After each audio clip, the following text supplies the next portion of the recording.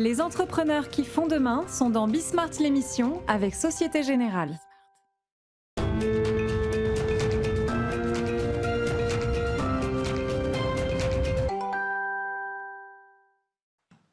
Bonsoir à tous, bienvenue dans Bismart l'émission, une émission aujourd'hui pour s'intéresser un petit peu aux mutations de notre économie sur un peu tous les champs de jeu.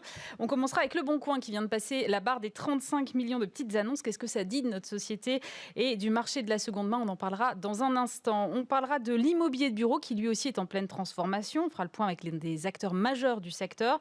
On parlera aussi de la publication cette semaine de l'Observatoire des délais de paiement. 11 jours et demi en trop. Qu'est-ce que la crise peut changer dans le comportement des donneurs d'ordre? Eh bien, on posera la question. On s'intéressera aussi au boom de l'aromathérapie dans le contexte post-Covid. Et puis, on s'intéressera en termes d'innovation à l'EdTech avec le lauréat du concours Talent des Cités. Voilà, c'est le programme de Bismart l'émission. C'est parti. Et je suis donc en compagnie d'Antoine Joutot. Bonjour. Bonjour. Vous êtes président d'Adevinta France, directeur général du groupe Le Bon Coin. Le Bon Coin qui part dans tous les sens, c'est ce que je disais cette semaine. J'ai un peu du mal à suivre, donc on va prendre le temps. D'abord, petit retour sur la période du confinement. J'ai vu qu'au deuxième trimestre, vous aviez enregistré une baisse de votre chiffre d'affaires de 3%. Ça ne me paraît pas énorme. Tout s'est arrêté sauf Le Bon Coin. En fait, l'économie s'est pas complètement arrêtée. En fait, je crois qu'on a eu, comme tous les Français, les 2 premières semaines, le temps que la vie se réorganise. Parce que nous, on vit d'équipements de la maison, de mode, d'immobilier, d'automobile. Évidemment, les 2 premières semaines du confinement, les Français ont réorganisé leur vie, ont réappris à consommer. Et ensuite, dès le début du mois d'avril, on a commencé à remonter, parce que les gens ont besoin toujours de s'équiper, ont toujours des projets. Donc on a commencé à redémarrer après la crise, et assez fort, puisque en effet, en mois de septembre, on a fait plus de 20% de croissance d'audience. Ce qui pour un site comme Le Bon Coin est énorme, puisqu'on fait 29-30 millions de visiteurs par mois, et on bat tous nos records d'audience. Donc il y a un vrai changement de mode de consommation qui s'est amorcé, alors pas pendant la crise, mais ça s'est accéléré pendant la crise. Et aussi avec un double aspect pour nos utilisateurs. Il y a le pouvoir d'achat, qui est de dire la crise, nous ne l'avons pas vécue encore, elle arrive. Mais les gens commencent à anticiper, à épargner, puis aussi à épargner, ça oui, on a bien vu. Oui.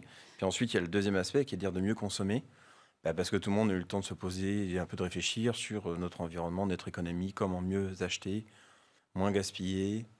Voilà, ça, c'est vraiment rentré dans l'air du temps. Donc on est un peu à la conjonction de ces phénomènes, et on espère d'ailleurs jouer un rôle de relance dans la croissance. Justement, j'ai eu l'impression, moi, qu'autour de moi, en tout cas en en parlant, que tous mes amis étaient sur Le Bon Coin pendant le confinement, en mode je fais du tri dans le placard et je mets tout sur Le Bon Coin. Vous l'avez remarqué, vous, en termes d'augmentation des petites annonces et en termes de fréquentation du site? Oui, clairement, ça s'est vu dans nos chiffres de visites, de dépôts d'annonces. Là, on vient de franchir la barre des 35 millions d'annonces, ce qui n'a jamais été fait. Ensuite, vous parliez de nos résultats financiers du deuxième trimestre qui étaient négatifs, mais on a fini le deuxième trimestre dans le vert. On l'a annoncé au mois de juillet. Donc on avait déjà des signaux de reprise, avec évidemment des fluctuations sur nos lignes de revenus, mais globalement, on a quand même montré une certaine résistance pendant cette crise, et puis une réaccélération à la sortie, parce qu'on s'est diversifié, parce qu'on a la conjonction d'une époque où les gens ont besoin de générer des revenus, mais aussi de mieux acheter, mieux consommer. Donc voilà, on a plein de projets. Justement, vous avez parlé là de relance, de participer à la relance. Quelle est votre place, vous, là-dedans? Il y a deux aspects, je pense. Il y a les particuliers, c'est-à-dire, nous, notre place, ça va être de continuer à mieux faire notre travail de marketplace, c'est-à-dire de mieux mettre en relation, et ça passe par le paiement et la livraison qui sont arrivés, donc avec un fonctionnement plus e-commerçant que ce qui était dans le passé, parce que Le Bon Coin, précédemment, c'était plutôt un site de vente face à face. Et là, on se transforme.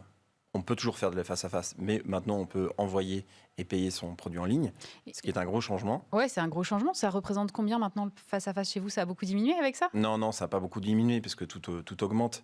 Pour l'instant, on ne communique pas sur ces chiffres-là, parce que comme vous savez, nous sommes un groupe coté, donc dès que je parle, ça y est, tout le monde... Non, mais en tout cas, les débuts sont encourageants, ça c'est clair.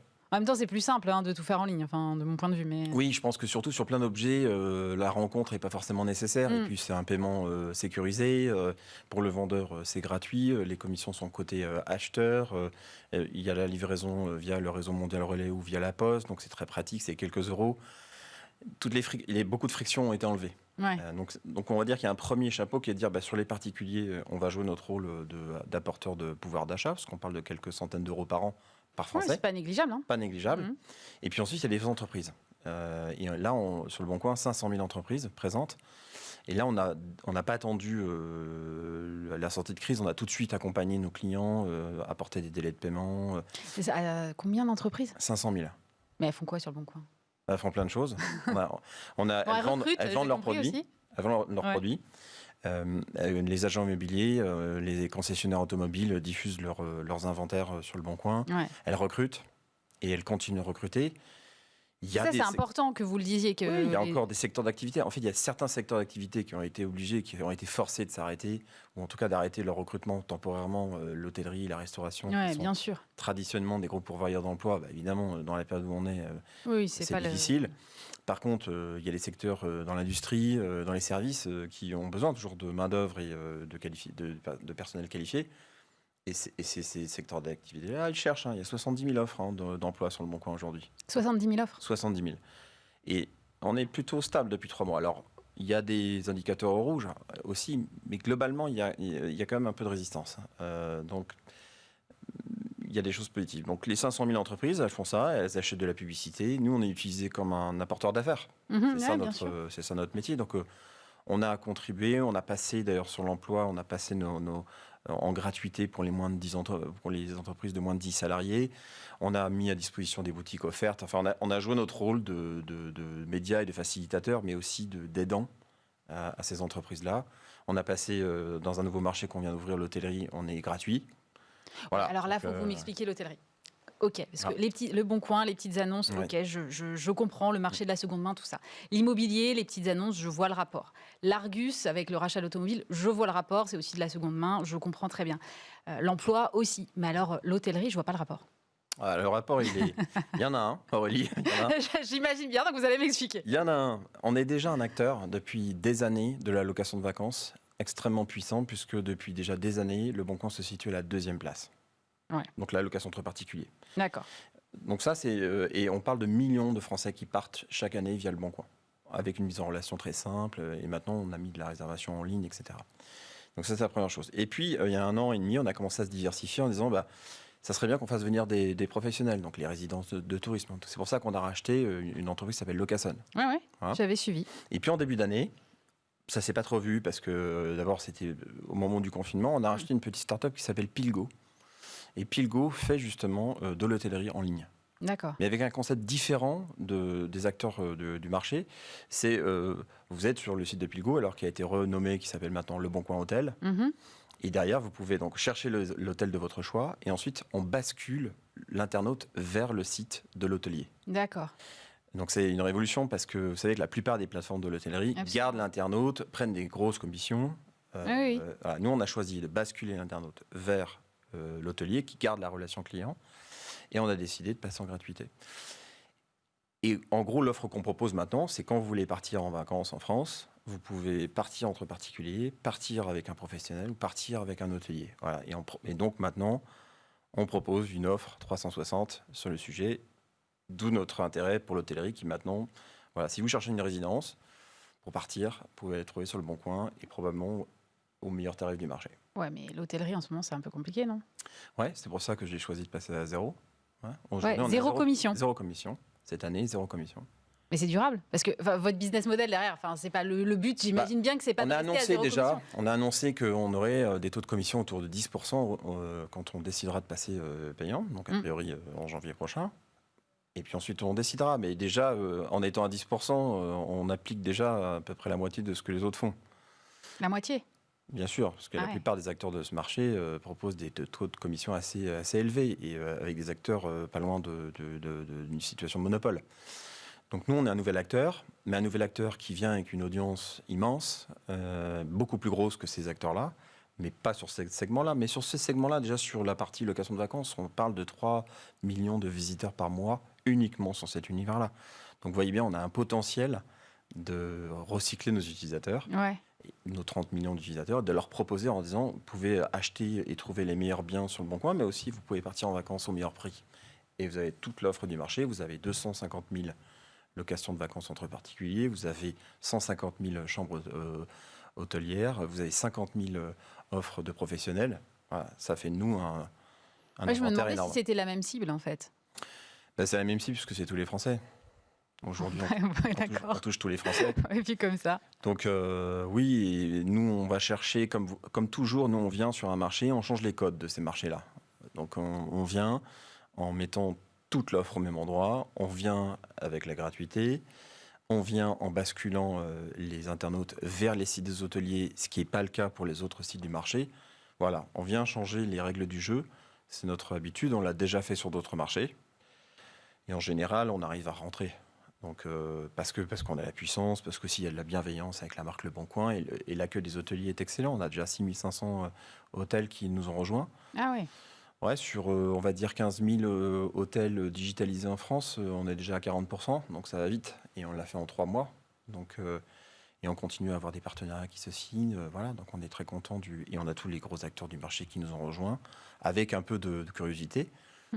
Mais en général, on s'invite à la table. Oui. Vous avez quand même une stratégie d'acquisition qui est assez forte. Vous citiez Pilgo, mais Locasen avant et l'Argus. Sur les 2 dernières années, on a été très actifs. Ouais. Cette année moins, parce que évidemment, avec la crise, personne n'a été très actif. On a eu une activité plutôt côté corporate sur ce sujet.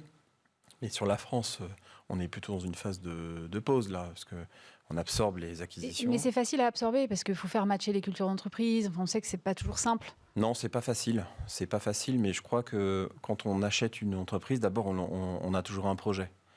Nous, on est des gens de projet, on est des bâtisseurs. Donc, en fait, quand on intègre une nouvelle entité, on dit à Locasen, nous n'avions pas l'expertise on n'avait pas les offres de professionnels. On a besoin des offres de professionnels. On est dit à Pilgo, on ne connaît rien à l'hôtellerie. Donne-nous ton expertise sur l'hôtellerie. On n'avait pas toute la data sur le marché de l'auto. Argus, donne-nous cette... Et puis, on construit ensemble. Et les équipes deviennent les équipes qui travaillent sur ce secteur-là. Donc, en général, elles basculent sur des mondes plus importants que ce qu'elles traitaient précédemment.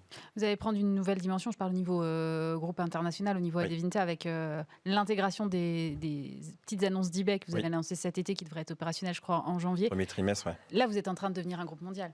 Oui, ça y est. En tout cas, un géant européen, ça c'est avec une capitalisation qui est très importante. Mais je pense c'est quoi la capitalisation d'Adevinta à peu près ? La capitalisation actuelle, elle fluctue beaucoup parce qu'il y a eu beaucoup de variations avec eBay. Ouais. Mais voilà, c'est des capitalisations entre 15 et 20 milliards de dollars. Donc c'est très important sur l'Europe, c'est énorme. Et le rationnel derrière ça, c'est de construire vraiment le premier groupe de marketplace d'occasion au monde. C'est notre objectif. C'est déjà ce qu'on est. De fait, en mariant les entités. Ouais. Mais c'est un projet incroyable puisqu'il y avait une énorme complémentarité entre les actifs. Nous, on avait beaucoup d'actifs en Europe du Sud. Ils avaient des actifs en UK, en Allemagne, en Hollande, etc. Donc aujourd'hui, ça nous fait être présents dans une vingtaine de pays, touchant à peu près 1 milliard d'habitants sur Terre, avec des actifs très importants comme l'Allemagne, par exemple, et la France, qui vont être certainement les 2 locomotives du groupe, avec des synergies techniques, commerciales, financières. Voilà, donc c'est assez. Vous n'avez pas peur de vous perdre là-dedans ? Moi, c'est difficile de me perdre. Non, moi, je ne crois pas qu'on va se perdre, puisque d'abord, les actifs ont tous le même ADN. C'est qu'on construit des marketplaces avec des marques locales. Donc ça, c'est déjà ce qu'on sait faire. Ensuite, oui, on va partager des fonctions communes, parce que c'est la logique d'être un groupe. Hein, et donc ça c'est bénéfique.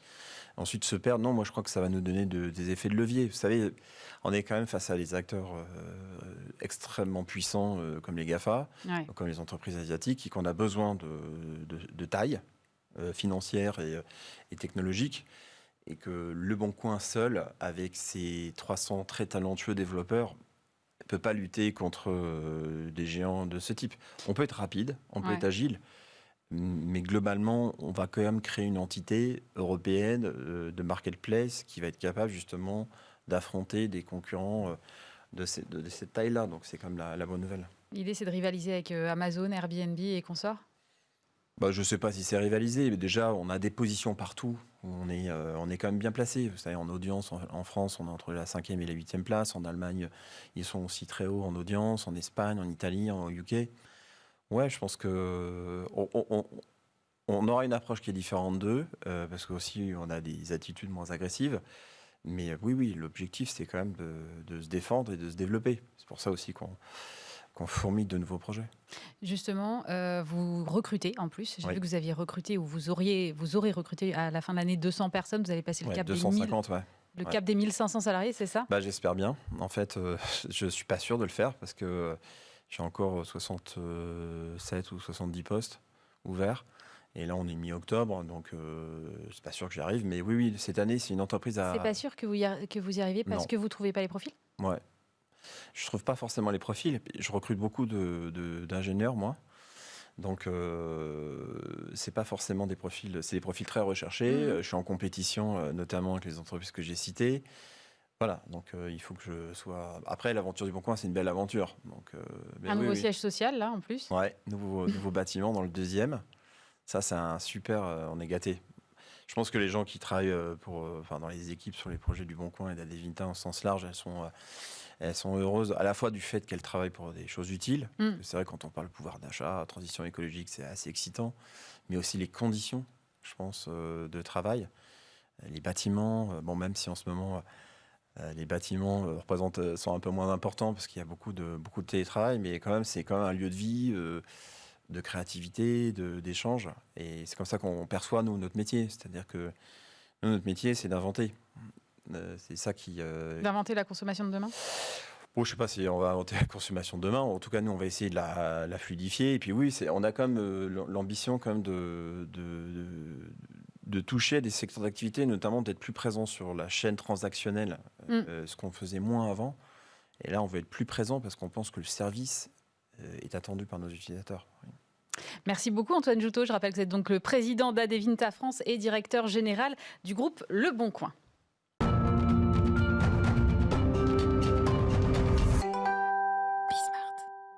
Et je suis maintenant en compagnie de Marco Paccioni, fondateur de Pur Essentiel. Bonjour. Alors, vous êtes le leader européen de l'aromathérapie et selon une étude du cabinet Asterès parue cette semaine pour l'Association française des industries de la détergence et de l'entretien et des produits d'hygiène industrielle, la crise du Covid-19 a été un accélérateur assez incroyable évidemment pour l'ensemble des produits de ce secteur, plus 155% au printemps 2020. Je me demandais si vous, qui êtes un peu à la marge de ce secteur, ça vous avait impacté également. Oui, tout à fait. Nous, par rapport à cette famille d'industriels, nous sommes une marque 100% naturelle, 100% indépendante, familiale. On a des valeurs qui vont autour d'essayer de faire des produits les plus purs et les plus efficaces. Donc, on avait déjà lancé des sprays, des lotions, des gels antibactériens depuis 2009. Donc, on n'a pas été opportuniste au point de créer des nouveaux produits maintenant. Mais c'est sûr que avec cette crise, avec ce besoin de faire plus attention à la façon dont on soigne, on a eu un effet accélérateur sur nos produits, sur notre chiffre d'affaires, mais aussi sur la légitimité de notre marque, d'être capable de faire des produits 100% naturels aussi efficaces que les produits chimiques. Ça a eu un impact de quel ordre là sur votre chiffre d'affaires ?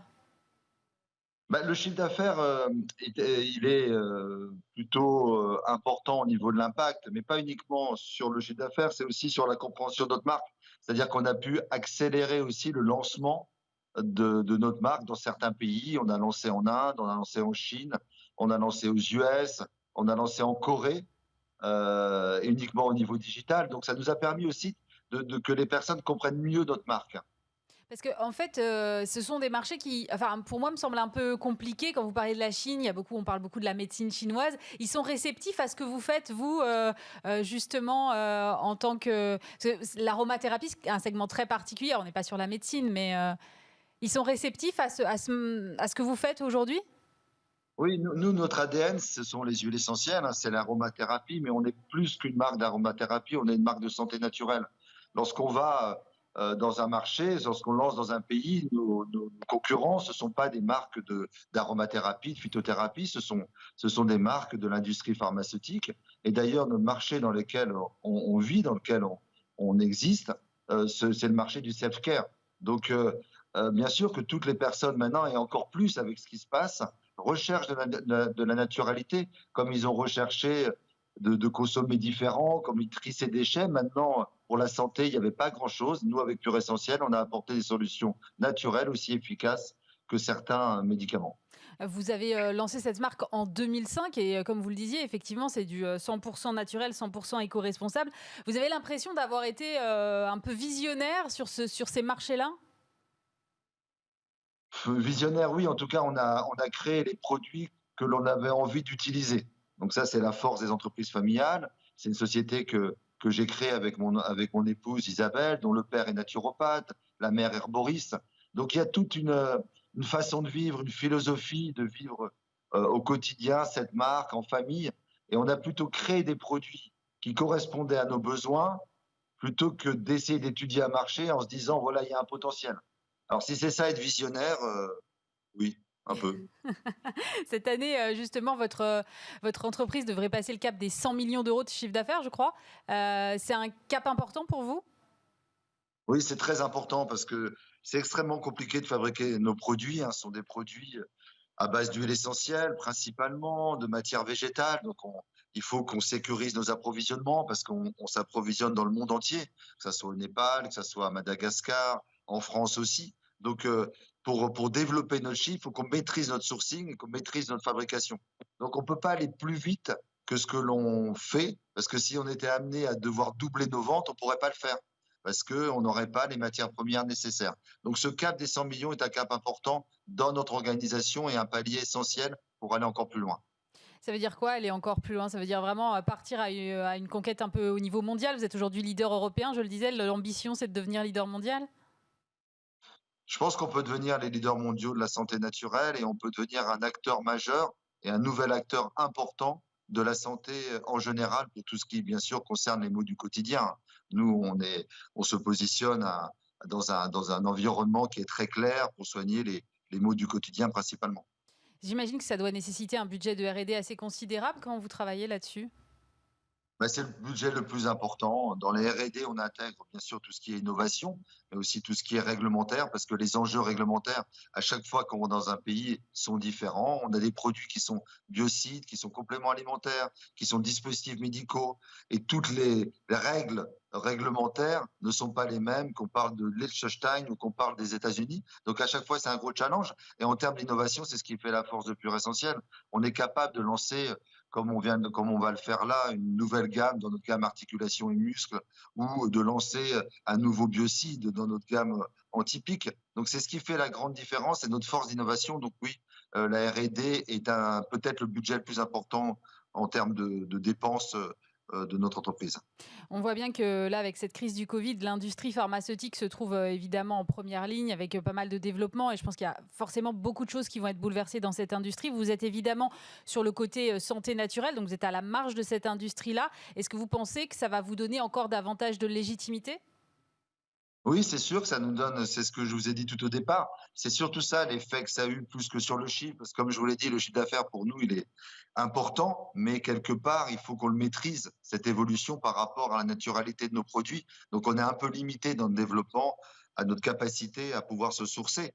En revanche, oui, c'est certain qu'en termes de légitimité, les personnes se sont rendues compte que les gels hydroalcooliques que l'on faisait ou que les sprays assainissants que l'on a créés, et surtout les gels hydroalcooliques, parce que tout le monde en fait, mais c'était les meilleurs du marché en termes de naturalité. C'est-à-dire que nous, on a des produits 100% naturels avec des huiles essentielles, avec de l'aloe vera, avec de l'alcool végétal, qui ont la même efficacité que les produits plus industriels que l'industrie pharmaceutique peut commercialiser. Donc oui, ça nous a fait gagner énormément en légitimité.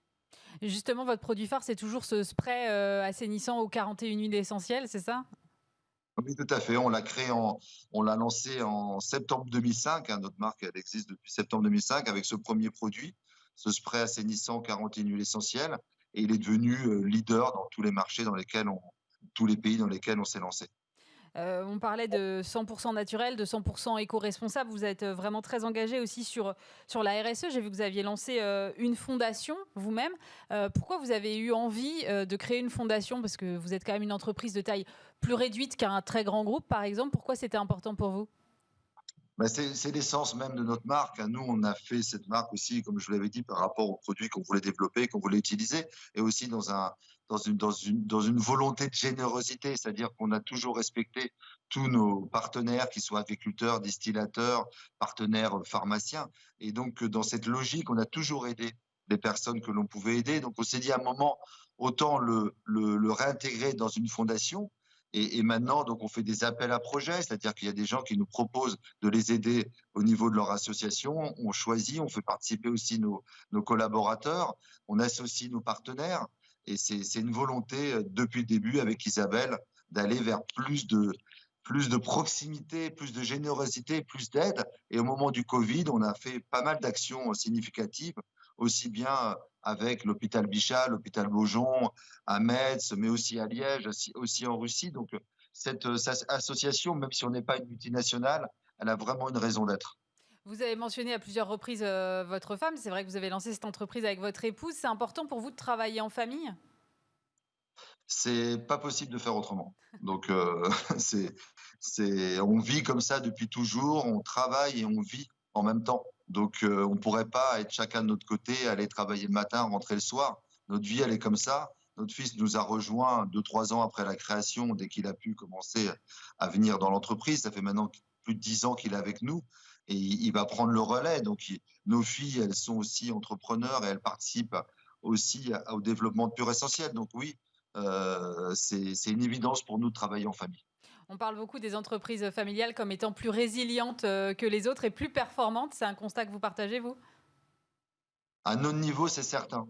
C'est-à-dire on voit plus loin peut-être que d'autres. Bon, nous, en plus, on a la chance d'être très indépendants, c'est-à-dire qu'on a un capital 100% familial. Donc, on n'a pas de contrainte de rendre des comptes. Donc, de là, c'est beaucoup plus simple pour nous. On sait où on veut aller. On a le temps d'y arriver, et ça, c'est important. Et on a la relève qui est à nos côtés. Donc, oui, je crois que ce côté résilience est plus caractérisé dans les entreprises familiales, c'est certain. Merci beaucoup, Marco Paccioni. Je rappelle que c'est fondateur de Pure Essentiel. Merci d'avoir été avec nous dans Bismart, l'émission. Joachim Mazan, bonjour. Bonjour Aurélie Banex. Vous êtes président fondateur de Novaxia et alors vous vous présentez comme un acteur majeur de la transformation urbaine. Je me suis dit, mais qu'est-ce que ça veut dire concrètement? Alors effectivement, chez Novaxia, notre propos, c'est de donner une nouvelle vie à des actifs obsolètes ou vacants. On les transforme, on leur donne une nouvelle destination, une nouvelle vie. Surtout qu'avec la fin peut-être des permis de construire, puisqu'on voit bien que construire, ça atteint une certaine limite, l'enjeu des années à venir, c'est peut-être le permis de transformer les bâtiments. D'accord. Donc là, avec vous, on va parler notamment du marché de l'immobilier de bureau. L'immobilier de bureau, aujourd'hui, dans quel état il est ce marché? Parce qu'on a beaucoup dit, oui, ça y est, les grandes entreprises vont lâcher leur siège. J'imagine bien que ça ne va pas aussi vite que ça. Donc, quel est l'état réel du marché? Moi, je voulais avoir un petit peu un panorama en commençant avec vous. Disons que la crise du Covid, elle accélère des mutations. Donc, on voit bien qu'il y a les bons bureaux qui resteront des bons bureaux. Je ne crois pas à la fin des bureaux. La bonne nouvelle, je pense qu'il y aura toujours des bureaux. On en a besoin. On voit bien qu'il y a certaines limites au télétravail. Donc, il y aura toujours des bureaux. Il y a les bons bureaux d'un côté. Par contre, la crise, elle accélère la mutation et notamment, elle crée un fossé entre les bons et les mauvais bureaux. Alors, c'est quoi un bon bureau? Alors, un bon bureau, c'est un bureau déjà qui est loué. Par les temps qui courent, c'est quand même relativement important. C'est un bureau qui est modulable. C'est un bureau qui est exemplaire du point de vue énergétique. C'est un bureau qui est un bureau de première main, qui est neuf ou qui a été retransformé. C'est ça, en fait, ce que vous me dites, c'est qu'en fait, c'est quelque chose d'à la fois très moderne, à la fois respectueux de l'environnement, à la fois, j'imagine, lumineux, pas du tout certains vieux sites ou vieux sièges sociaux qu'on a pu voir. Ça veut dire que demain, on va engager un énorme travail de transformation de tous ces sites-là? Alors, peut-être quelques chiffres. 70% de la demande de bureaux se fait sur des bureaux de première main. Et 70% de la demande, c'est du marché de l'occasion. Donc, c'est-à-dire qu'on voit bien que le parc, il est ancien. Il va y avoir de la vacance avec le télétravail, on va en dire un mot. Et donc, on voit bien que tout l'enjeu, ça va être de retransformer ces vieux bureaux en les mettant au goût du jour. Le Covid a augmenté les attentes de surface extérieure, de terrasses, de balcons, les circulations. Ça interroge sur des logiques de sécurité. Est-ce qu'il faut plusieurs ascenseurs pour éviter qu'il y ait des flux qui se croisent? Donc, il y a toutes ces questions qui se posent sur le bureau. Mais demain, l'enjeu, ça va être avec la crise qu'on va connaître à la suite de la crise sanitaire. On nous prédit une crise économique, Ouais. et ça ne va pas arranger la demande de bureaux, et qui va offrir, je pense, en tout cas on en est convaincu que chez Novaxia, pour nos investisseurs, il va y avoir des opportunités de transformer ces vieux bureaux obsolètes qui vont être décotés, dont la valeur va baisser, pour leur donner une nouvelle vie qui va créer de la valeur économique, sociétale. Et ça, c'est un enjeu post-Covid qui se révèle. Alors, pour revenir juste sur ce que vous disiez avant, vous parlez de terrasses, de balcons. Moi, j'avais l'impression que cette attente-là était quand même limitée au résidentiel et pas du tout au bureau. Si, il y a un enjeu aussi sur les bureaux. Oui, enfin, on est tous à peu près les mêmes individus, qu'on soit ceux qui travaillent ou qui habitent. Et il y a, surtout dans les grandes villes denses, il y a ce besoin d'extérieur. Il y a ce besoin d'extérieur, il y a ce besoin également de gérer les flux de circulation. Donc, il y a des besoins aussi de... Si on est sur le flex office et qu'on est en télétravail, il va y avoir plus d'exigences sur les locaux communs, sur les espaces de socialisation. Donc ça interroge sur le marché du bureau, sur la nouvelle conception des immeubles de bureaux. Mais l'enjeu, je pense, majeur, c'est régler ce sujet de la vacance qui va exploser. Exploser dans quelle mesure? Est-ce que vous avez fait des projections, vous, par exemple, chez Novaxia? Alors, disons que aujourd'hui, la vacance du marché du bureau, elle est de l'ordre de 3% sur l'Île-de-France. 3%, c'est ridicule. Ouais, c'est pas beaucoup. C'est ridicule, c'est quasiment, je dirais, le plein emploi de l'immeuble, puisqu'entre deux déménagements, il faut bien avoir des bureaux vides. On estime qu'elle peut doubler, cette vacance, passer de 3 à 6%. D'accord. Ça dépendra des endroits. Vous savez, on dit que la crise, elle a aussi révélé que faire 1h15 de transport, quand on habite à Montreuil ou à Vincennes, aller à la Défense, 1h15 le matin, 1h15 le soir, pour se regrouper dans des quartiers monolithiques de bureaux, ça sera peut-être moins l'esprit des futures années. Mais la vacance, voilà, on estime qu'elle peut passer à 6%. Alors de 3 à 6, le chiffre peut sembler... Oui, ça ne me paraît pas comme ça démentiel, mais bon. Mais c'est tout simplement un doublement c'est vrai. Du parc de bureaux vides. Et avec une logique de se dire, mais qu'est-ce qu'on va faire de ces bureaux qui vont se retrouver vides, avec des locataires qui sont, pour certains, dans une logique de réduire leur surface de bureau. Moi, je ne crois pas qu'on va passer... je pense que le télétravail va avoir un impact de l'ordre de 5 à 10% sur la demande de bureaux, mais on n'est pas sur un chamboulement. Mais à l'échelle des enjeux d'un doublement, c'est quand même énorme. Alors, ça veut dire que, si je vous suis bien, en gros, la physionomie de la ville, demain, elle va changer. Parce que si on ne fait plus 1h15 de transport, ça veut dire que les bureaux vont plus nécessairement être situés aux mêmes endroits. Ça veut dire que des quartiers de bureaux, demain, doivent être transformés en habitation. Comment est-ce qu'on anticipe ces évolutions-là? Alors, déjà, rien de nouveau sous le soleil, mais une accélération des tendances. D'accord. Le Covid vient encore une fois accélérer cette mutation qui était en route, quand on voit que les habitants des grandes villes, ils rêvent de villages urbains où on fait tout à pied, où on habite, où on travaille, où on se divertit dans un quart d'heure à pied. Donc on va venir amener C'est réaliste, ça? Pardon? C'est réaliste, ça? Ça relève un peu de l'utopie pour moi, mais peut-être que je me trompe. Alors, ça ne va pas se faire en un jour, mais en tout cas, ce qui est sûr, c'est qu'il y a une attente des habitants de l'Est, par exemple, de l'Île-de-France, de venir avoir des bureaux plus proches de chez eux. D'accord. De l'autre côté, tous ces bureaux qui sont dans des quartiers monolithiques à l'ouest de l'Île-de-France, eh bien, ils vont se retrouver vacants. Et on va avoir, pour la première fois peut-être depuis des années, puisque finalement ce Covid, il a des inconvénients lourds, et je mets de côté les effets sanitaires, mais il a un avantage, c'est qu'il va permettre enfin d'avoir une conjoncture où le logement, à nouveau chez Novaxia, notre parti pris macro, c'est que le logement devrait résister. Ouais. C'est un marché de report, c'est un marché où il y a une valeur d'utilité. A priori, on a tous besoin d'un logement. Et le marché de bureau, lui, devrait être décoté. Donc, tout simplement, l'enjeu, ça va être de se dire, je vais prendre des bureaux, je vais les transformer en logements, dans un marché qui va résister, alors que précédemment à la crise du Covid, le marché du bureau était tellement porteur, les loyers étaient tellement en hausse. Enfin, rendez-vous compte, peut-être, un exemple tout bête, mais il y a quelques mois, un immeuble de bureau vide valait plus cher qu'un immeuble de bureau loué. Est-ce qu'on n'était pas tombé sur la tête? Et on était proche de la bulle, en fait. On était dans une logique où le propriétaire d'un immeuble de bureau vide, on disait, mon pauvre vieux, t'as pas de chance, parce que tu vas pas pouvoir capter la hausse du marché du bureau. Et celui qui avait un immeuble de bureau vide était content, et l'immeuble du bureau loué, lui, avait pas de chance, parce qu'il allait être capé en termes de développement. Et donc, là, les choses sont en train de se remettre peut-être dans l'ordre, et du coup, les bureaux loués vont être de plus en plus recherchés, et les bureaux vides, eh bien, ils vont être décotés. Dans un marché de logement qui lui, va se tenir, et c'est simple, nous, notre propos chez Novaxia, c'est de réunir des investisseurs et de les faire investir sur des bureaux décotés, moins 20, moins 25%. Oui, c'est une opportunité, en fait. C'est une opportunité. Mais alors après, comment est-ce qu'on les transforme, ces bureaux? Parce que j'imagine que c'est un chantier. Et puis ensuite, comment est-ce qu'on fait venir les habitants? Parce que dans un quartier de bureau, j'ai pas nécessairement envie d'habiter. J'ai pas envie d'habiter au milieu des tours de la Défense, pour faire clair. Je comprends. Mais vous pouvez peut-être habiter à Boulogne, là où il y a un marché de bureaux, ou peut-être habiter dans d'autres communes de l'Ouest francilien, où là, il y a un cadre de vie qui est agréable. Comment est-ce qu'on fait? Déjà, on les démolit pas. Et tout l'enjeu... on les démolit. On les démolit pas. C'est-à-dire que pour des questions environnementales, pour des questions de nuisance des riverains, tout flèche pour que les bureaux ne soient plus démolis, ce qui était le réflexe premier. Et nous, ça fait 15 ans qu'on milite pour que les immeubles soient transformés, leur donner une nouvelle vie et pas les démolir. Ça n'a que des vertus.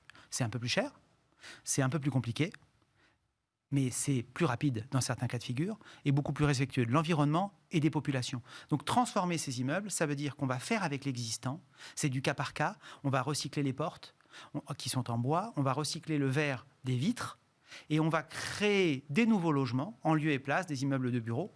Et peut-être que dans quelques années, la norme, ça sera plus de démolir, mais de transformer. Vous avez des exemples d'endroits où vous avez investi et fait de telles transformations qu'on se rende compte un peu? Bien sûr. Donc, typiquement, à Paris, nous sommes en charge de la rénovation, de la transformation de la Poste du Louvre à Paris, le dernier étage que nous transformons de bureaux en hôtel. D'accord, oui. Nous avons été lauréats d'une consultation également de la mairie de Paris pour rénover l'Hôtel-Dieu à Paris, qui est un bâtiment avec une immense responsabilité parce que c'est un bâtiment... c'est classé, non, j'imagine? C'est un bâtiment qui n'est pas classé au sens architectural, mais qui est d'une sensibilité et qui est le berceau de Paris, mais sur de la cité. Et là, on va faire un projet de 20 000 m². Alors, bien sûr que... De logements? On va faire autre chose, on va faire un incubateur de santé, on va faire des logements aussi également pour le personnel soignant. D'accord, oui, ça a fait sens vu le lieu. Et donc, l'enjeu, c'est évidemment un bâtiment comme l'Hôtel-Dieu, le démolir, c'eût été une folie. Donc nous le transformons pour lui donner une nouvelle vie. C'est un projet de 20 000 m². Et nos investisseurs, donc chez Novaxia, se sont réunis pour se positionner sur ce type de transformation. Et la crise à venir va ouvrir des opportunités. Comment vous la voyez, vous, la ville de demain, alors? Alors, je vais vous dire, moi, finalement, mon avis importe peut-être, mais celui qui est le plus frappant, c'est l'avis des habitants des grandes métropoles. On a fait une enquête, un sondage d'opinion, et figurez-vous que la ville de demain, elle n'est pas futuriste, c'est pas des gratte-ciel. La ville de demain, c'est un village urbain. C'est ce que je vous évoquais tout à l'heure. Les Français, les Franciliens, les habitants des grandes villes, ils veulent connaître leur voisinage, ils veulent... Ils veulent la campagne, en fait, c'est ça que vous me dites. Alors, je ne sais pas s'ils sont... Ils veulent évidemment qu'ils veulent un retour de la nature en ville, mais ils ne sont pas dans l'utopie à ce point-là. Ouais. C'est-à-dire qu'ils veulent pouvoir éviter de faire des transports, tout faire un maximum à pied ou en vélo. Évidemment, parfois, il n'y a pas d'autre choix. Mais ils sont dans cette logique de se connaître, de revenir en fait à une ville qui soit un maillage de beaucoup de petits villages urbains connectés entre eux.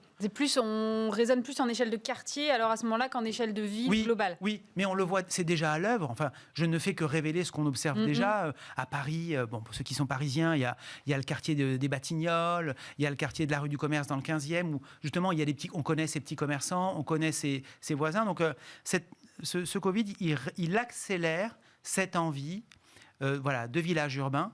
Et très souvent, quand on parle de la ville de demain, on a très vite dans l'imaginaire collectif des soucoupes volantes, des gratte-ciel, des téléphériques, des bâtiments, des téléphériques.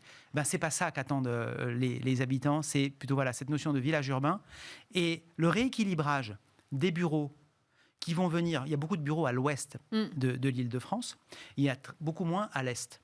L'enjeu, c'est aussi de faire la pollinisation des bureaux qui vont venir jusque dans les quartiers de logement. Moi, l'exemple d'une entreprise très concrète, 1000 m² à Paris, dans le 17e. Ouais. Ils ont rendu la moitié de leur surface, 500 m². Et donc, ils ont un siège qui fait la moitié de la taille d'origine. Et ils ont souscrit un abonnement dans des bureaux, dans du coworking, pour aller mettre chaque collaborateur près de chez lui. Donc, on voit bien que ça a des limites de travailler de chez soi. Par contre, travailler proche de chez soi, c'est une attente. Et peut-être que les sièges sociaux demain des entreprises, ils seront morcelés. Il n'y aura pas le siège où on fait venir les 50 000 personnes tous les matins dans la transhumance dans le métro. Ouais. Peut-être qu'on aura 4 ou 5 sièges qui seront là où les habitants voudront travailler proche de ces jeux. Ça vous semble plus réaliste que le 100% télétravail? Oui, moi je ne crois pas au 100% télétravail. Quelles sont les contraintes d'une telle transformation, là, selon vous? Les écueils, c'est quoi? Alors, transformer des bureaux en logements, la grosse contrainte, c'est que chaque cas est différent. C'est-à-dire qu'en fonction de la nature de plancher des immeubles, en fonction de son année de construction, en fonction du fait qu'il a des souterrains ou pas, chaque cas doit être adapté. Et donc, la difficulté, c'est évidemment d'adapter chaque cas aux contraintes des bâtiments. Il y a les financements aussi de ce genre de projets qui sont importants, puisque c'est des montants importants. Et donc, tout l'enjeu de cette transformation urbaine, c'est le financement de cette transformation urbaine. Et c'est pour ça que chez Novaxia, on a monté des fonds, on a monté des véhicules où on réunit plein de petits porteurs. Ce n'est pas que des milliardaires, nos clients, parce qu'ils investissent à partir de 180 € dans nos fonds. D'accord, donc, on réunit des milliers de petits porteurs qui nous aident à financer cette transformation urbaine en récoltant, évidemment, le but, c'est qu'ils aient un retour sur investissement avec une plus-value. Mais donc, un des enjeux majeurs, c'est la spécificité des bâtiments et le financement de cette transformation urbaine, puisque c'est des capitaux importants qu'il faut pour transformer des bureaux. Merci beaucoup, Joachim Hazan. Je rappelle que vous êtes le président fondateur de Novaxia. Merci. Merci. Et je suis maintenant avec Marie-Laure Fro. Bonjour. Bonjour Aurélie. Vous êtes cofondatrice de Trésorerie.fr. C'est une plateforme pour réduire les délais de paiement. Alors justement, ça tombe bien puisque cette semaine, on a eu le rapport annuel de l'Observatoire des délais de paiement. Délais de paiement, donc les retards en moyenne, c'est 11 jours et demi fin 2019. Ça veut dire en gros, je crois qu'on a un délai légal de 45 jours qui est dépassé en moyenne de 11 jours et demi, c'est ça? Voilà, exactement, selon les secteurs d'activité. Alors vous vous êtes positionné sur ce créneau, pourquoi? Pourquoi comme ça, cette obsession de réduire les délais de paiement? Alors, moi, je suis indépendante depuis 5 ans. Ouais. Donc, j'ai évidemment été largement confrontée à cette problématique. Et pendant des années, on a entendu dire que c'était comme ça, il fallait qu'on s'y fasse et qu'on ne pouvait rien changer. Aujourd'hui, je pense que le numérique change beaucoup les choses, et dans la partie juridique et dans la partie financière, et qu'on peut mettre en place de nouvelles solutions pour justement essayer de réduire ces délais de paiement. Donc, du coup, vous avez lancé votre start-up. Exactement. Qui propose quoi comme type de solution Alors nous, la solution, c'est de payer, on s'engage à payer les fournisseurs dans un délai de 15 jours. C'est-à-dire que le prestataire envoie un devis à son client via la plateforme. Ouais. Le client bloque les fonds sur un compte de séquestre. D'accord. À cet instant, on est sur des petits montants de factures. Donc, on est sur des factures qui sont inférieures à 20 000 €. D'accord. Dès que la prestation est finalisée, le client a 15 jours pour valider la bonne réalisation de la prestation et les fonds sont automatiquement débloqués. Ah oui, donc là, on est largement en dessous des 45 jours légaux. C'est ça. L'objectif, c'est de réduire les délais légaux, parce que déjà, on considère qu'attendre 45 ou 60 jours pour payer des fournisseurs, c'est déjà les mettre dans une situation critique. Mais je crois qu'il y a un quart des défaillances d'entreprises qui aujourd'hui sont Exactement. dues au délai de paiement, c'est ça? Exactement. 25% des défaillances d'entreprises l'an dernier sont dues à ça. Donc, et on est positionné sur la partie prestataire, sur des indépendants, sur des TPE, PME, c'est-à-dire des petites structures. Qui n'ont pas les moyens de relancer tous les 4 matins non plus nécessairement et d'y passer beaucoup de temps. Exactement. Et quand on commence à faire appel à des services juridiques, c'est déjà trop tard. On perd du temps, on perd de l'argent. Et souvent, pour des factures de 1 000 € ou de 2 000 €, c'est pas du tout rentable de rentrer dans un processus de litige. Alors hier, je lisais cette interview de Alain Griset, le ministre délégué au PME, qui disait que son objectif, c'était que l'année prochaine, on passe de 11,5 à 10 jours. Donc, est-ce que ça vous inspire? Je trouve que la dynamique est positive et qu'il y a effectivement une ambition, mais je pense que ça ne va pas changer. Aujourd'hui, les retards, c'est un problème, mais les délais en eux-mêmes sont un problème également. Donc, je pense qu'il faut aller au-delà de ça. Alors, c'est pour ça que vous avez lancé une charte qui s'appelle la charte fiable et responsable. Pourquoi une charte? Qu'est-ce qu'elle contient d'abord? Alors, la charte, l'idée, c'est 2 engagements. Enfin, elle repose sur 2 piliers majeurs. Un premier pilier qui est la sensibilisation. Sensibiliser chaque service et chaque interlocuteur dans les entreprises aux conséquences délétères des retards de paiement. Les services financiers, les directions sont évidemment très au fait. Maintenant, les opérationnels directs, les chefs de projet par exemple, n'ont pas nécessairement conscience de ce que ça peut engendrer derrière et aller jusqu'au pire à une fermeture d'entreprise. Ouais, donc en fait l'idée c'est que chaque maillon de la chaîne prenne un peu conscience que derrière une facture qui est réglée avec du retard, il y a des hommes, des entreprises qui peuvent être pénalisées et parfois c'est le retard de trop en fait. Exactement. Souvent on entend dire oui mais c'est pas grave, vous avez d'autres clients donc vous avez qu'à attendez, non, en fait chaque client est important et notamment pour des indépendants, chaque facture est importante, peu importe le montant. Et le deuxième pilier, c'est quoi ? Et le deuxième pilier, c'est de créer un environnement qui soit pérenne, et favorable aux TPE, PME. Donc ça veut dire concrètement respecter les délais légaux. Ouais. Donc on en revient à ça. On en revient toujours à ça. La base. Essayer de mettre en place des process qui permettent de réduire justement les délais légaux. Donc par exemple, sur des petites factures, ça peut être réduire les process de validation. D'accord. Et enfin, établir des règles strictes de respect de ses fournisseurs. On le voit beaucoup en communication sur des appels d'offres multiples qui ne sont pas nécessairement soit dédommagés, soit qui peuvent aller très loin. Donc établir des règles, éviter les négociations a posteriori aussi, ce qui arrive. Ouais. Voilà. Et donc, du coup, vous êtes soutenu par qui, là, aujourd'hui ? Alors, aujourd'hui, on est soutenu par Croissance Plus. Donc, on est ravis. Croissance Plus, puisque c'est leur combat depuis leur création. Ouais. Donc, pour porter la parole avec nous. On est soutenu également par Bouge ta boîte avec Marie-Éloi. D'accord. Et par Moves, qui est devenu hier Impact France. Ouais, c'est voilà, ils ont exactement. Changé, ouais. On se met à la page. Et l'idée, c'est de fédérer un écosystème entrepreneurial pour pouvoir porter cette parole. Et une grosse boîte qui a signé avec vous récemment ? Oui, alors on est ravis aussi d'avoir Century 21 par l'intermédiaire de Laurent Vimon, qui est extrêmement engagé sur ce sujet. Et là, je le cite, c'est une question de survie pour les entreprises, et ils sont vraiment extrêmement engagés et responsables à cet égard. Oui, alors c'est vrai qu'on avait vu quand même un début de changement peut-être pendant le confinement avec l'arrêt brutal de certaines activités où on a eu quand même des grosses boîtes qui ont dit non mais c'est bon, moi je m'engage à payer mes fournisseurs, rubis sur l'ongle. C'est quelque chose de durable où il y a eu un effet lié au momentum et puis c'est passé et on est reparti dans nos vieux travers globalement.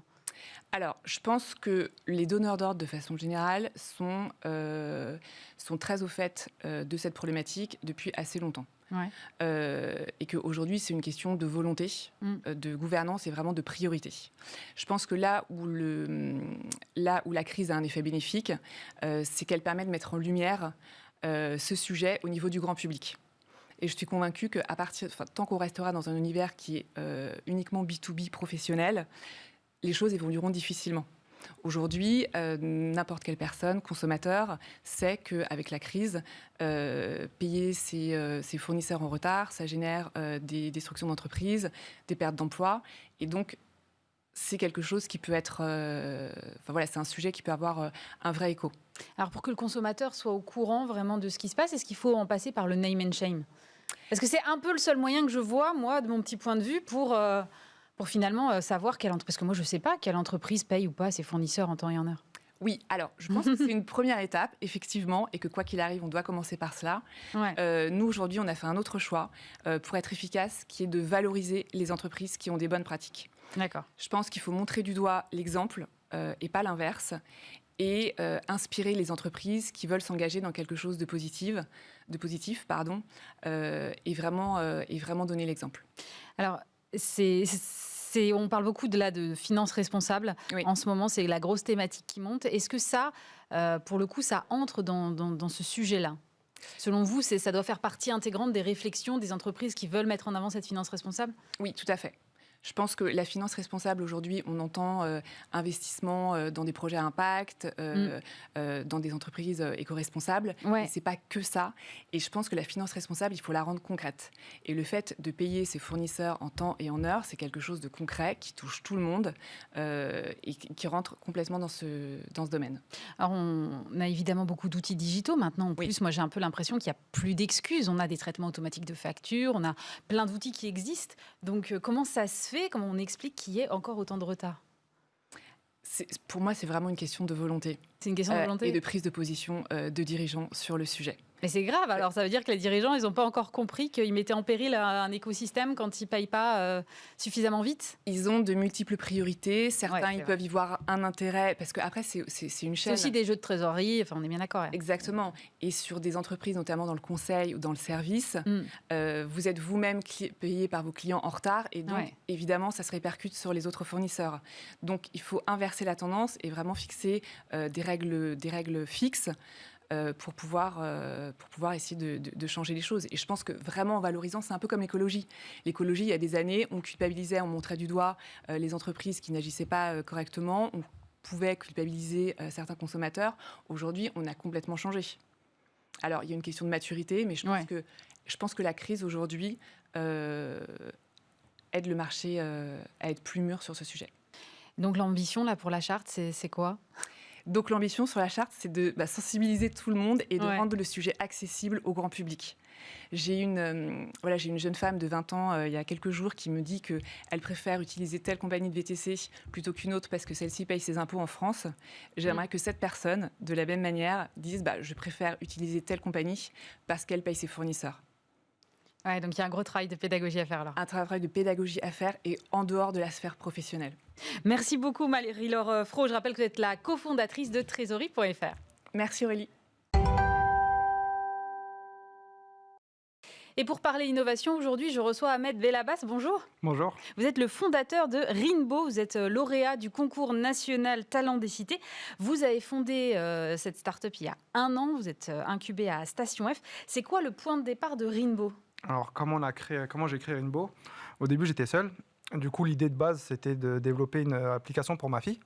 Parce que tout simplement, elle passait ses journées sur la tablette. Et en tant que père, ça m'a inquiété de l'impact que ça pouvait avoir sur sa scolarité. Surtout que moi, en tant que papa, j'ai arrêté l'école assez tôt, après un BEP sanitaire et social. Et ensuite, j'ai commencé à enchaîner les travails, animateur, éducateur, et technicien éboueur, etc. Et après, j'ai enchaîné avec une conversion dans le digital professionnel où j'ai été autodidacte, où j'ai appris tout seul à développer des sites internet et des applications. Ah oui, quand même. Ouais, j'étais très motivé parce qu'il y a un moment, le charbon, ça va 2 minutes, mais au bout d'un moment, on a envie d'avoir un travail un peu plus qu'on aime. Oui, bien sûr. Et le digital, c'est une voie en fait. Il y a beaucoup de recrutement, il y a beaucoup de places à prendre. Et c'est à ce moment-là que je me suis lancé dans le digital. Du coup, c'est là où je me suis rendu compte que l'anglais était hyper important. Ouais, c'est vrai, surtout dans le digital. Exactement, et surtout aussi dans le code. Ouais. Quand on développe, les tutos... Tout est en anglais. Tout est en anglais, les forums sont en anglais. Quand on a un problème, on est obligé de créer des posts en anglais pour être débloqué. Du coup, je me suis dit, comme je n'étais pas très bon en anglais, je me suis dit, je vais développer quelque chose pour ma fille, comme ça, en moins... Elle sera bonne. Voilà, exactement. Elle aura déjà une qualification professionnelle en anglais. À ce moment-là, comme j'étais passionné par la VR et la réalité augmentée, c'est là que j'ai créé la première version de Mirabeau, qui est la première application au monde qui utilise la réalité augmentée, la réalité virtuelle, qui permet aux enfants, quelle que soit leur difficulté ou leur handicap, de pouvoir apprendre sans effort. Alors, comment ça se présente concrètement aujourd'hui, Mirabeau ? C'est à la fois un jeu, c'est à la fois un casque, c'est plein de choses à la fois. J'ai envie que vous me racontiez comment ça marche.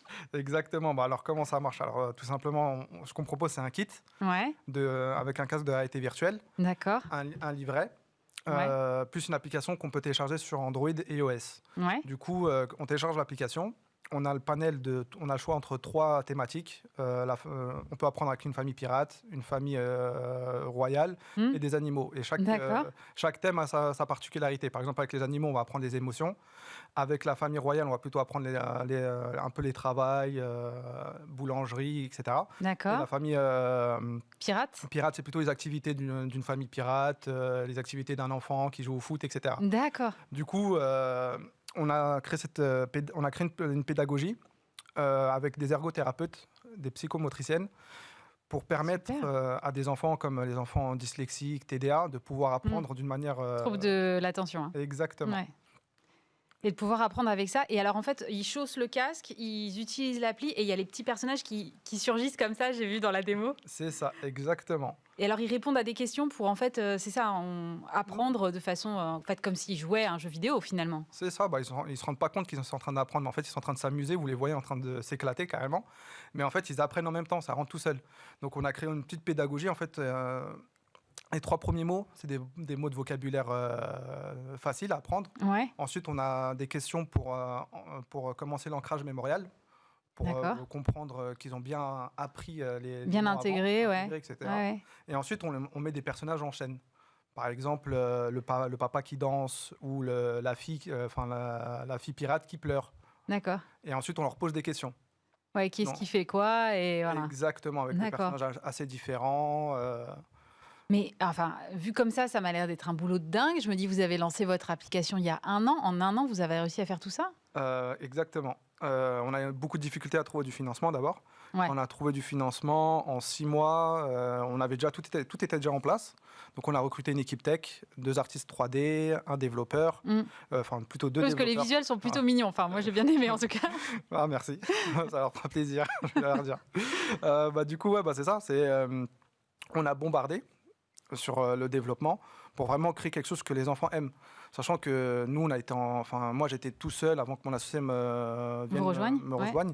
On était pendant au moins 3 ans. Enfin, j'étais tout seul 2 ans. Après, ça fait 2 ans qu'il est avec moi. Et on a pu tester l'application auprès de 500 enfants dans des salons comme Startup for Kids. D'accord. Un super travail qui propose même aux classes de venir tester des innovations pendant les salons. Et à ce moment-là, on a pu noter, on a pu voir la réaction des enfants et quel type d'animation les intéresse plus. Et surtout que nous, on est surtout passionnés par tout ce qui est Disney, manga, tout ça, ça nous passionne. Et c'était un peu c'est facile culturel, de trouver, ouais. C'est notre génération en fait, on doit avoir à peu près la même. Vous avez développé quoi? Tout le casque VR aussi, vous le fabriquez ou... Alors le casque VR, enfin tout est made in France, sauf le casque VR qu'on importe de Chine. D'accord. Et tout le reste est conçu dans une usine dans la Drôme, qui est aussi éco-responsable. On a choisi une usine qui a aussi de l'impact dans l'environnement, éco-responsable, Et donc là, je vous ai fait venir la bonne semaine, parce que je crois que c'est sorti en commercialisation cette semaine, c'est ça? C'est ça, le 1er octobre. Et on vous trouve où? Sur Amazon et Fnac. Et donc à quel prix? Parce que ça aussi, j'imagine que ça intéresse nos téléspectateurs qui ont des enfants. On essaie de rendre ça assez accessible à 39,99 €. Ah ouais, moi je m'attendais que vous me sortiez un chiffre beaucoup plus élevé, donc effectivement. Non, on voulait vraiment rendre ça accessible à tout le monde, surtout que nous, on vient des quartiers, et on sait que 39,99 €, c'est déjà un budget pour certaines familles, et on voulait rendre ça au maximum accessible à toutes les familles possibles. Et alors, un dernier point, c'est quoi la cible en termes d'âge?